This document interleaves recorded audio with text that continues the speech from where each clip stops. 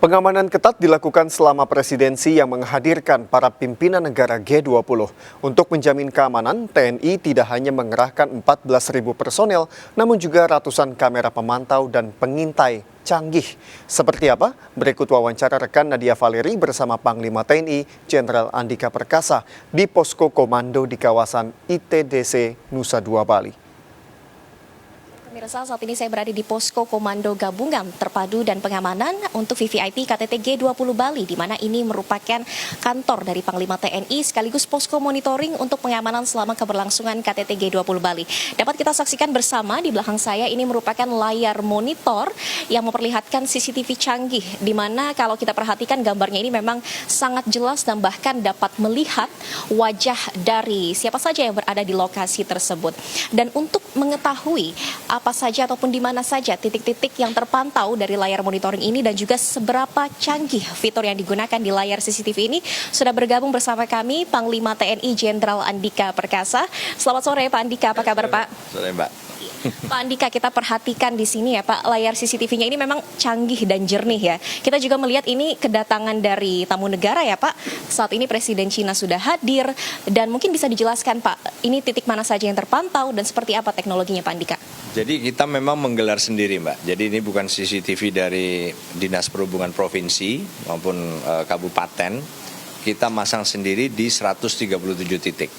Itu di semua venue, mulai dari bandara, tempat kedatangan, Apurva Kempinski, tempat leaders meeting, kemudian Garuda Wisnu Kencana, tempat state dinner, kemudian ke Tahura Mangrove, itu tempat pembicaraan tentang promotion dari environment.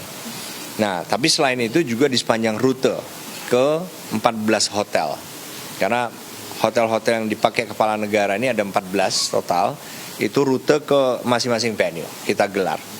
Nah, memang sengaja kita pakai kamera yang kualifikasinya PTZ, yaitu pan itu kiri kanan, tilt itu yang turun naik, zoom in, zoom out.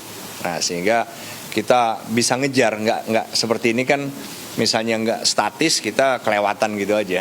Teknologi yang canggih pastinya juga tetap disiagakan pengamanan. Mungkin bisa dijelaskan berapa personil yang digunakan, kemudian juga KRI yang disiagakan dan pengamanan lain Pak Andika? Kalau personil kita total ada TNI-nya aja Mbak ya, 14.300. Nah itu kita sebar di venue-venue dan rute semuanya. Kemudian kita bisa melihat seluruh pesawat yang terbang di sekitar kita dengan menggunakan data.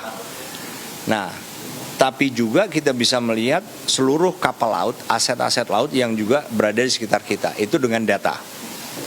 Tapi juga kita punya mata di udara. Jadi kalau Mbak lihat, kita sebentar ke sini.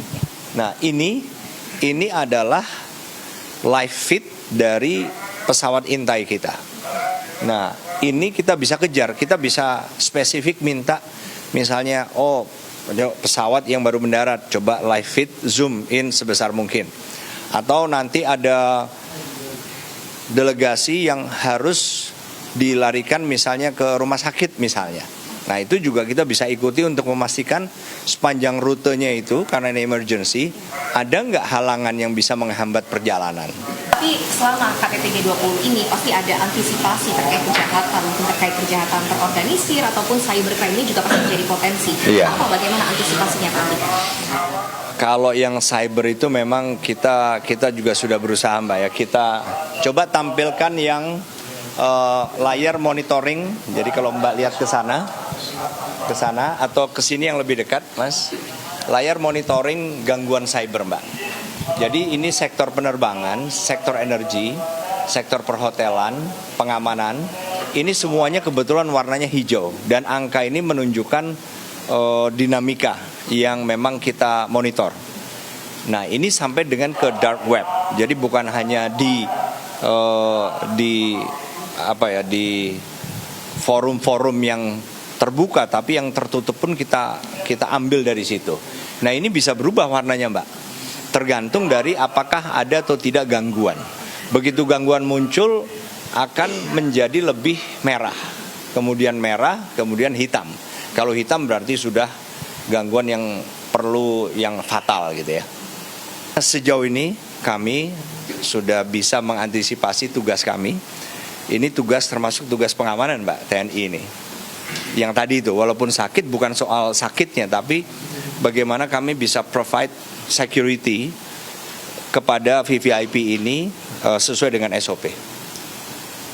Terima kasih banyak Pak Panglima TNI Jenderal Andika Perkasa. Tentunya kita mengharapkan ya Pak penyelenggaraan KTT G20 Bali besok aman dan lancar ya Pak Andika. Iya betul. Dari perspektif keamanan kita inginnya aman. Ya. Baik, terima kasih baik atas waktunya Pak Andika Perkasa. Ya, pemirsa itu tadi merupakan keterangan langsung dari Panglima TNI Jenderal Andika Perkasa dan kita sama-sama mendengar bahwa memang persiapan untuk keamanan sudah maksimal, sudah 100% dan besok dalam penyelenggaraan KTT G20 ini akan ada sejumlah pembatasan mobilitas juga yang dilakukan diantaranya yakni untuk di kawasan Nusa Dua pun yang hanya dapat memasuki adalah kendaraan listrik ataupun kendaraan dengan stiker khusus untuk para delegasi. Sehingga untuk pengamanan ini sudah terjamin dan diharapkan juga untuk masyarakat Bali ataupun wisatawan pun dapat membatasi mobilitas selama KTT G20 pada 15 hingga 16 November 2022 mendatang. Dari Nusa Dua Bali, Nadia Valeri, Yudi Permana, iNews melaporkan.